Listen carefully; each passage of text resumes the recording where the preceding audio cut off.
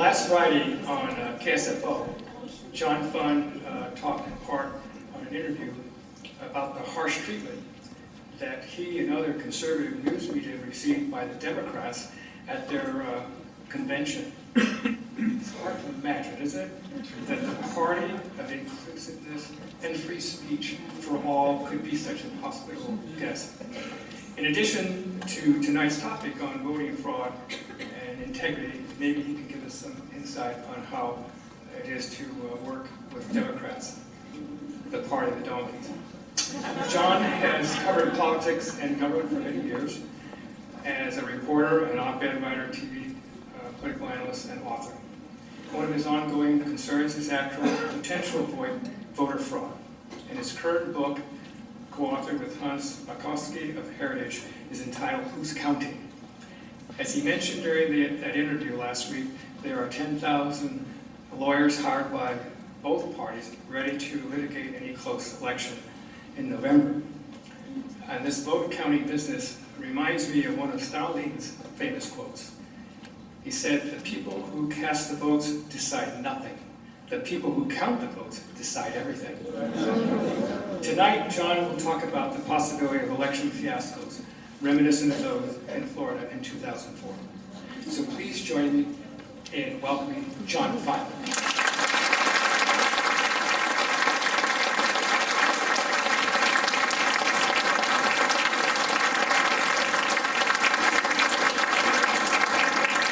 First of all, Jerry, it's not short, it's height efficiency. It's positive. First, a quiz. How many of you watch Fox News? How many of you listen to KSFO? How many of you read National Review, the Wall Street Journal, or the American Spectator?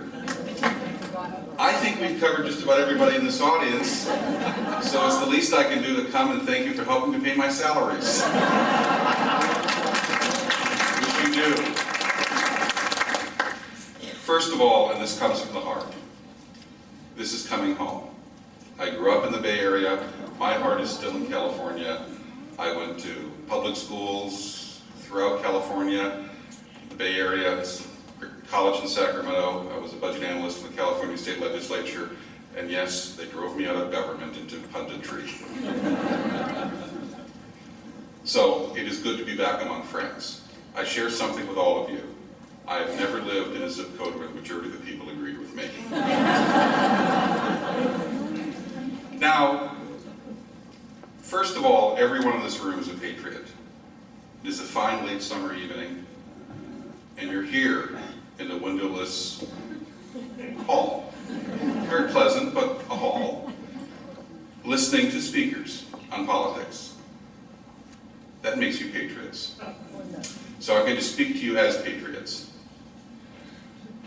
When I left California in temporary exile, unfortunately almost 27 years ago, but I still eventually will come back. When I left California 27 years ago, Ronald Reagan was president, George W. Bush was governor, Pete Wilson was the senator. California Republicans were in the game. Now it's a different game. But I'm here today not to mourn what has happened, but to tell you what is likely to happen if you do your job, and if your friends and your neighbors and your relatives do their job. This is not idle boosterism or trying to make you feel good. I genuinely and sincerely believe this to the marrow of my bones. California is on the verge of a comeback. Now, not necessarily for all the right reasons. Winston Churchill once said about government, it will always, always do the right thing, but first it must exhaust all their possibilities. You are very, very close to that. Now, here's what's going to happen in less than 60 days. You're going to decide the future of California. Here's why. I've talked to budget analysts for both parties, I've even talked to people in Governor Brown's office.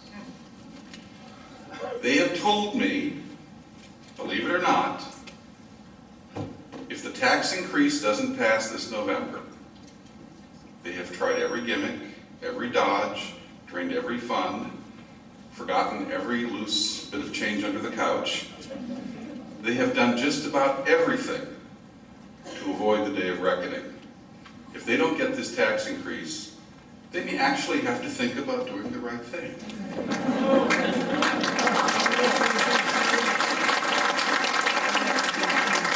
Remember, starve the beast. And you're close to containing the beast. If two things happen in November, California's comeback will have begun. You have to stop Jerry Brown's tax increase. Close all the doors.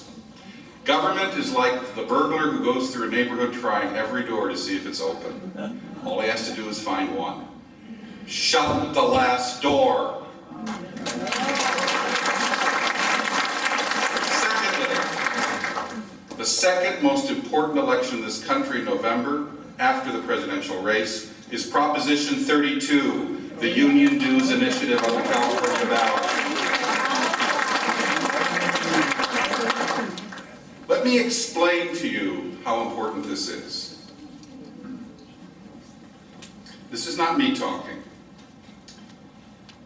This is the former general counsel of that wonderful organization called the National Education Association. You know the National Education Association, the people who say it's for the children. Let me tell you something I've learned from covering education. When anyone ever says it's for the children, that means it's for the adults in the system. That's what it really means. Al Shanker, who headed a rival teachers union called the American Federation of Teachers, once was honest enough to tell the Wall Street Journal editorial board, I was there, I will begin representing the interests of students the day they become members of my union. Now, to be honest, that's his job. I don't have a gripe so much with the unions as I have with the spineless administrators that their dollars elected to office, simply because they would serve as an open door for whatever union demands they would make. Labor management relations are fine, but there has to be two sides on the table. The problem in California with public employee unions is management is on the same side as labor. If you pass Proposition 32, that will change. I believe it will be upheld by the courts. It's been upheld in every state it has passed. Here's what it would do. It would say something very simple. Every private organization that any of you belong to, AAA, AARP, the Red Cross, your church, whatever group it is, can only get money from you, the conservative form in its bucket too, if you give it voluntarily. There is only one private sector group in this country that can take your money by coercion and under force of law, and that is the union. I have nothing against unions. I have something against coerced collections of revenue for purposes that people are fundamentally opposed to. So, Robert Chanin, General Counsel of the National Education Association. How important is it that they get this automatic union dues deduction? Well, let's see what he said to a federal district court under oath a few years ago. Mr. Chanin said the following. Just a second. Here we go. It is my opinion, and we have much evidence to support this, that our members simply will not deliver the money we require for our efforts unless we force them to do it. These beasts are not about giving us money voluntarily. We refer to as members as beasts. It is not in the nature of the beast to give this money voluntarily. Well, was he right? State of Indiana, Mitch Daniels, governor of Indiana. On his second day in office in 2005, he was was able to, by executive order, take away the union dues deduction power. Because his predecessor had put it into place through an executive order, he could do the same and repeal it. It is now 8 years since then. What percentage of Indiana state employees belong to the public employee unions? 5%. The state of Washington, until its courts intervened for many years, prohibited teachers from collecting dues for politics from their union members. 12% of teachers contribute to the union PACs. 12%. Utah was 5%. Colorado was 7%. Wherever this has been tried, and by the way, eventually they do sometimes find a court that will strike it down, but Prop 32 is written in very bulletproof language. If you take away the union dues deductibility coerced option, you change California politics. California's comeback begins the day you pass it. This is why you've had this twice on the ballot before. Once in 1998 under Governor Wilson, and once in 2005 under Governor Schwarzenegger. Each time, the unions outspent it 20-1, and it got 47% of the vote both times. 47% is close to a majority. This time, it is better written, it is better financed, it is better supported. Gloria Romero, the former Democratic majority leader of the state Senate, endorsed it. Because she said, we are not going to change our schools until the unions get out of the way.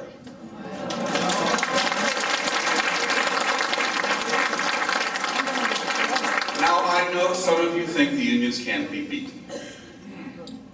Well, let's see. San Diego, 63% for Obama in 2008.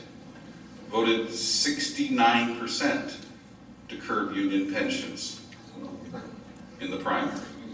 A city that's near here, what's it called? San Jose! 69% for Obama in 2008. Voted 69% to curb union pensions. Measure B. Maybe you can't fight City Hall, but now you can fight the unions, and you can win. Prop 32. If you win on Prop 32 and you beat the tax increase, I can tell you exactly what the reaction of the unions and the liberals will be. Curses! Foiled again. Now, having given you the blueprint for why we come back, there is one other major obstacle standing in your way. California has the sloppiest election systems of any state that I know of. That's saying a lot.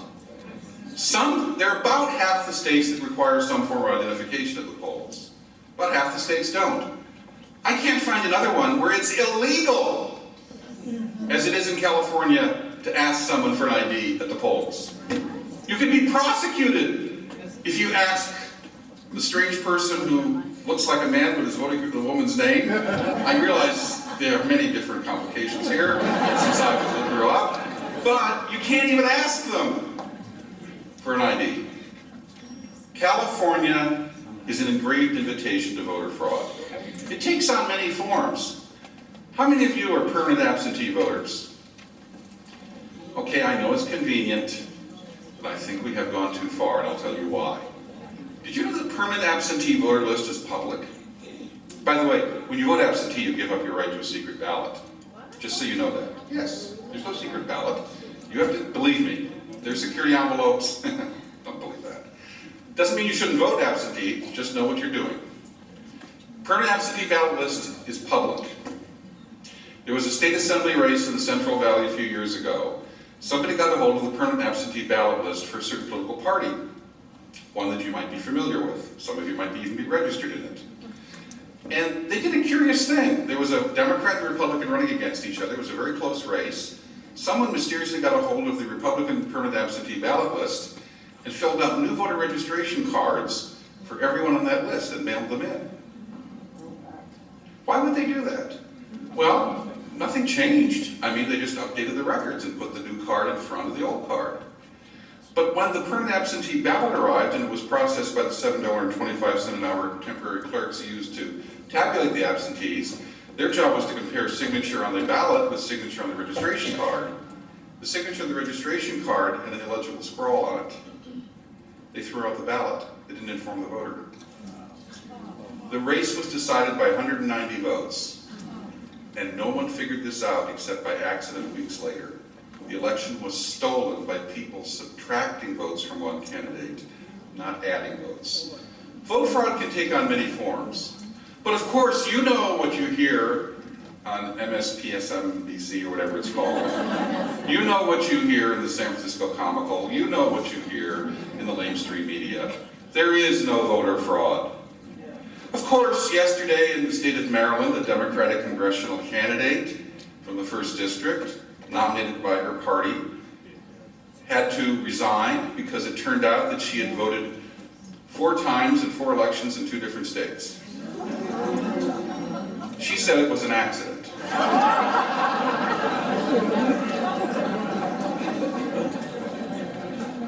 Yeah, so was Fannie and Freddie and the housing bubble collapse that Barney Frank engineered. It was an accident. Last week, how many of you watched Bill Clinton lambaste people who want to prevent voter fraud? 2 hours before Bill Clinton said that voter ID was the functional equivalent of Jim Crow and the poll tax, back in his home state of Arkansas, that paragon of virtue, a Democratic state legislator, a Democratic city councilman in West Memphis, and a Democratic police official in West Memphis were all convicted of 45 counts of voter fraud. But there is no voter fraud. Last May, Eric Holder, the infernal internal general, someone showed up at his precinct in Washington, D.C. He'd lived there for 32 years. You'd think they'd know him. This guy was 22 years old, white, had an earring and a beard, looked like a punk. And he just walked up to the polling table and said, "Do you happen to have an Eric Holder on your list?" "Oh, sure, here's your ballot." He didn't vote it. This is James O'Keefe of Acorn's video. Look it up on YouTube, it's hilarious. Mr. Holder said, well, it didn't happen. No voter fraud was committed. Only because someone was kind and generous not to vote in his name. But there is no voter fraud. The Pew Research Center, a liberal organization, says there are 2 million dead people on the voter registration rolls in America. I believe we should honor our dead, but I do not believe in representation without respiration. Look, my position is simple. We should make it easy to vote and hard to cheat. We can do both. We have 2 civil rights when it comes to voting. One is we should make sure that no one is ever intimidated from voting, prevented from voting, blocked from voting. We fought a great civil rights struggle in the 1960s over that. We need to preserve and maintain those gains. There's a second civil right that each and every one of you have. To not have your vote canceled out, to be disenfranchised, as it were, by someone voting who isn't a citizen, isn't alive, isn't living in the state of California, isn't eligible to vote, or doesn't even exist. That is also disenfranchisement. We need to protect both civil rights. There will be a measure on the California state ballot in 2014. Ms. Morse is here, and various other people are here from the Integrity Project. I urge you to look at their literature. That initiative is going to do 3 very simple things. Finally, there will be photo ID in California. Finally, there will be absentee ballot reform. You'll have to fill out the last 5 digits of your Social Security or driver's license number, provide some other information, so your ballot doesn't get delivered and counted from a Taco Bell or an empty parking lot or something like that. And lastly, clean up the voter registration rolls. The Pew Research Center says 1 out of 8 voter registrations in this country are either invalid or have major errors in them. California voter registration rolls are a joke. By the way, everyone gets to register to vote in California. Pets. You might be interested to know that God is a Republican and Jesus is a Democrat. I don't know how their absentee ballots get delivered by celestial mail, but we'll figure that out later. In 2014, you'll be able to finish the job you start this November. So it's a three-step process. Stop the tax increase, end union coerced dues collection, and pass voter integrity. If you do those three things, I'm not making this up, you will have transformed California politics, and you'll be rocking and rolling. And the expression on their faces when they realize the game has been changed and the rug has been pulled out from under them, priceless. Thank you very much.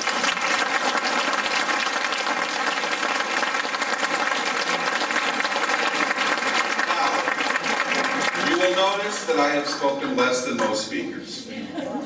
That is because I've heard about the Conservative Forum, and I know you have lots of questions. And I'm ready to answer almost all of them. And if I dodge them, it will be so elegantly and so adroitly, you will actually be entertained. How do you handle questions?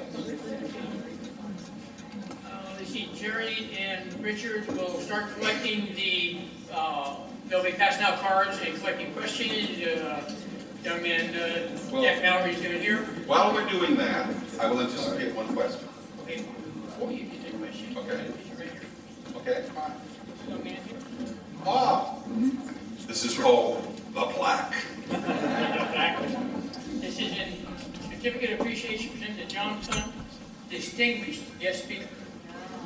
Maybe.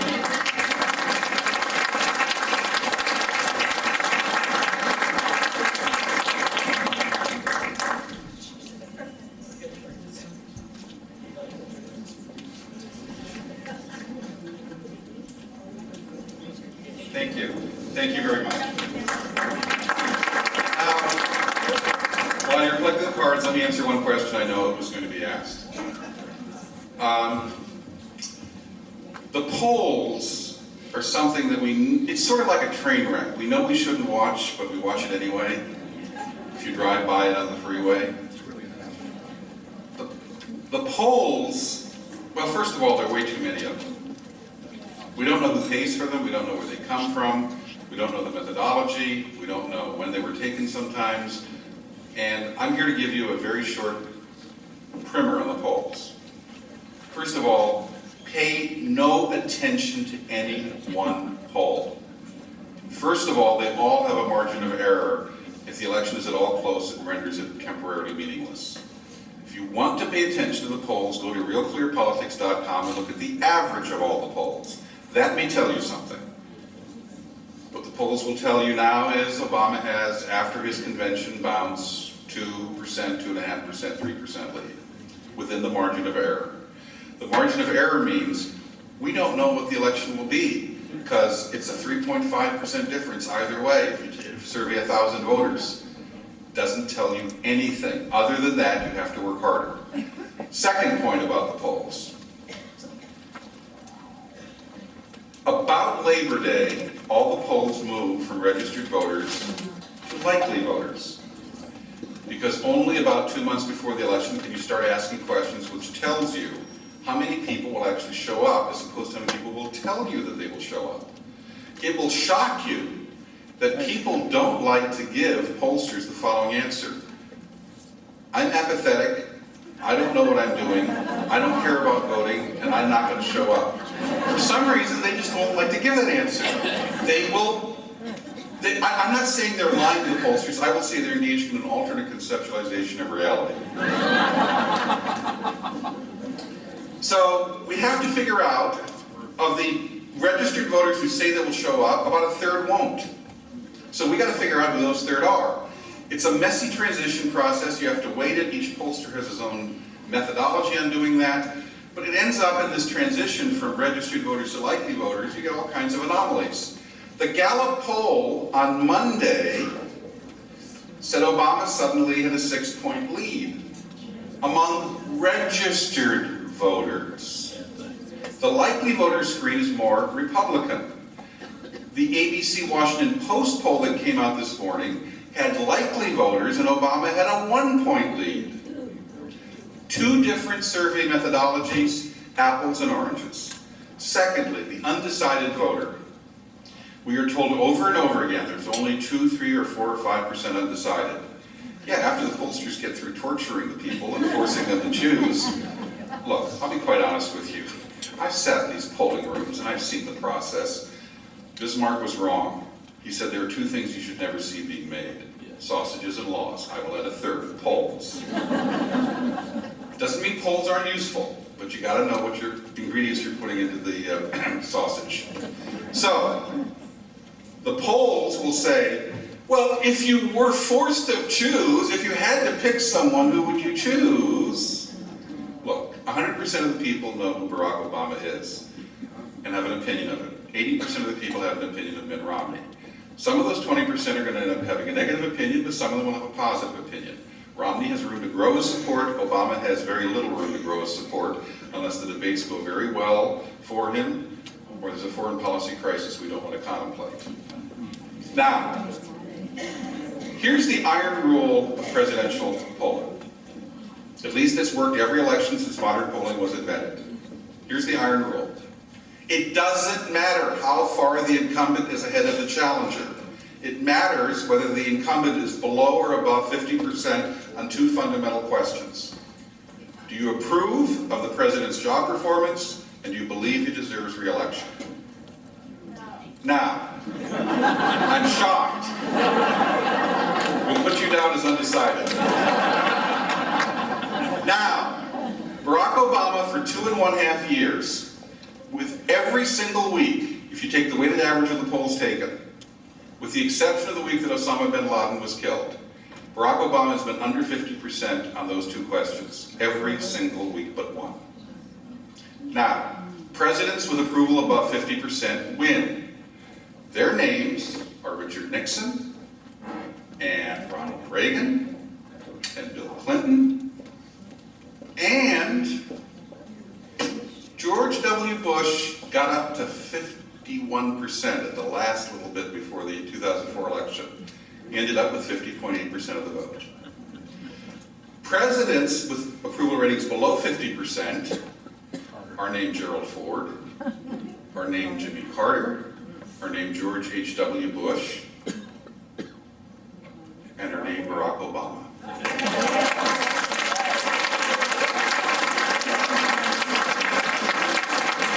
He's below 50, at least, unless all precedent is broken, he's toast. Now that doesn't mean that you're relieved of obligations. All of you need to be as active as if California was in play. And by the way, I will make the following prediction. California will not be a 20-point Obama win. It will not be even a 16-point Obama win. It will be 10 or less. I'll make that prediction. By the way, to give myself some wiggle room, that means 10.9 and below. But seriously, you have to fight just as hard, regardless of the presidential vote, because remember, the tax increase and the Proposition 32 mandate that you contact all of your friends, relatives, and neighbors and tell them, for California's future, this is the make or break point. You either move forward or you're going to be stuck going backwards. It's that important. First question. Please try to give shorter answers to, we have a lot of questions. The answer is, I'm ignoring this. Because that was the most important question I was going to answer, and it deserved a long answer. Does anyone here think I gave too long an answer? No. The people speak! No unsolicited advice anymore. I paid for this microphone. Okay. John. Where are they? John. Read them to me. John, can you hear me? What must Romney do to win? I already answered that. See, I gave a short answer. What does he have to put? I obey. All right, I'm obeying now. Next question. In Ohio, could the Libertarian Party be the spoiler in that state? No. Look, let me tell you the biggest myth. Well, I shouldn't say the biggest myth. There's so many. A myth. A myth of the third party spoiler. Yes, there can be third-party spoilers. When President George H.W. Bush broke his tax pledge, remember? Read my lips. No, see, you still remember it. He split the fiscal conservative vote in this country, encouraged the candidacy of Ross Perot, who got 19% of the vote in the 1992 election. Now, that was before everyone figured out that Ross Perot's tray table was not his full upright long position. So it can split the vote. I will be quite honest with you. Libertarians do not normally take votes away from Republicans to the point that they swing elections, and I'll explain why. And believe me, I have many libertarian friends, so I'm doing this in a form of lighthearted levity, okay? So the exaggeration is for comedic effect, not to be insulting. If you're a pothead, you're not going to vote for Eric Holder, who wants to shut down medical marijuana in California. And you're not going to vote for Republicans who don't even want medical marijuana at all. If you want to be, shall we say, have a liberated lifestyle, it is possible you might vote for the Democrat, but probably not for the Republican. The surveys that I have seen show about a third of libertarians would vote for a Republican if the option was on the ballot. About a third would vote for Democrats because they're primarily interested in the social issues, including legalization of drugs. And a third probably wouldn't vote at all. So the answer to your question is, except in rare circumstances, the answer is no. Libertarians are your cousins, they're not your brothers and sisters. Next question. Why will the vote be counted in Spain? I'm sorry, can you repeat that? Why will the vote be counted in Spain? Oh. The counting machine in Spain. Oh, I knew this would come. Repeat the question, please. Why will the votes be counted in Spain? The rain in Spain stays mainly. Okay, look, I'm not trying to be facetious here. I'm going to give you some very pointed advice, which I think most of you will agree with, at least in broad terms. I'm going to let you in on a secret. Not everything on the internet is 100% true. I know this will shock you. Look, George Soros does not own that company in Spain. Seriously, I looked into it. If someone has more evidence, I'm happy to be educated. But our problem is old-fashioned ballot stuffing. It's not perfidious foreigners, Manchurian computer programmers behind a curtain.